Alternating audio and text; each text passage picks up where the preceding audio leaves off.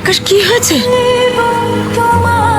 Hello, কি রে, তোর তো কোনো পাত্তাই নেই। তোর খবর কি বলতো? সব শেষ হয়ে গেছে রে। মানে? প্রিয়া ঠিক আছে তো? প্রিয়া ঠিক আছে, ওর বাবার পছন্দ করা ছেলের সাথে কালকে বিয়ে করেছে। কি বলছিস কি? ভাবছি কালকে কলকাতা ফিরে যাব। এখানে থাকলে প্রতিটা মুহূর্তে প্রিয়া স্মৃতি বড্ড যন্ত্রণা দেয়, বড্ড কষ্ট হচ্ছে। আর তোর এই কষ্ট দেখে আমাদের কতটা যন্ত্রণা হয় সেটা বুঝতে পারিস না। আমরা তোকে এই অবস্থায় কি করে কলকাতায় যেতে দেবো? মা, আমি কলকাতায় গেলে কাজের মধ্যে থাকবো। কিন্তু তাতেও কি তুই প্রিয়াকে ভুলতে পারবি?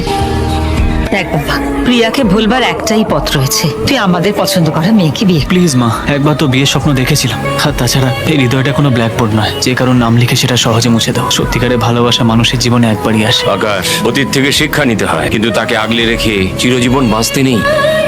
তুই কখনো ভেবে দেখেছিস ওর দুবার হার্ট অ্যাটাক হয়ে গেছে? আজকে তোর কষ্ট দেখে যদি হঠাৎ করে ওর কিছু হয়ে যায়? আমি বিয়ে করলে তোমরা খুশি হবে? খুব খুশি হব। ঠিক আছে, আমি বিয়ে করবো।